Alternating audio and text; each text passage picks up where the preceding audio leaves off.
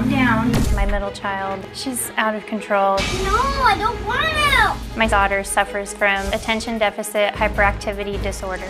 She is constantly angry over the smallest things. She just screams and yells. No! Being around my daughter is like walking on eggshells. Off my face! Having a child that suffers from ADHD is a struggle every day. Sometimes she gets very wound up that she will sit on the ground and spin in circles. I feel hopeless when I cannot control a situation with her. I feel like I neglect my other children because of my daughter's disorder. I often wonder why it had to be my child. Well, Hillary is here with us, and also joining us is our very good friend, welcome back this season, Dr. Frida Lewis Hall, Chief Medical Officer of Pfizer. So, welcome. Now, Hillary, prior to her diagnosis, were there signs that something was going on with your 7-year-old? Yes, she was very fidgety, couldn't sit still, couldn't focus, would fight with her sisters a lot. Yeah, and siblings do that, of course. And you mentioned that you really feel guilty about your child's ADHD and are kind of wondering if this is your fault. I feel like it's my fault, like I'm guilty, there's something I could have done different, like people think I'm a bad parent.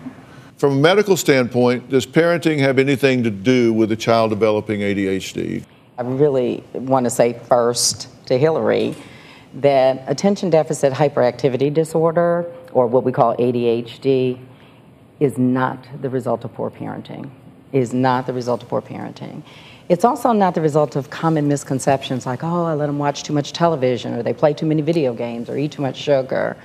So this is a real medical condition, and it's a common one. About 11% of children school-aged in the United States, so that's ages 4 to 17, are diagnosed with ADHD. That makes it one of the most common brain disorders that affects young children.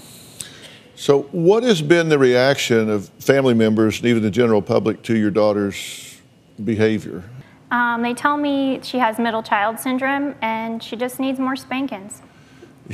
Yeah, that's a good plan. So, look, here's the big question. I mean, how can a parent tell when a child is just misbehaving versus it being something more serious, something neurological? The symptoms of ADHD are things like some you mentioned: fidgeting, talking excessively, really being disorganized or disruptive, impatient, interrupting, distracted, also being forgetful or unable to pay attention to detail. So I'm looking and people are like, yeah, that's all kids, right? Well, yes, true. All children may exhibit these behaviors at one point or another, but children with ADHD are a little bit different. They have these behaviors over time, usually 6 months or more before the age of 12, and these behaviors are excessive for their age.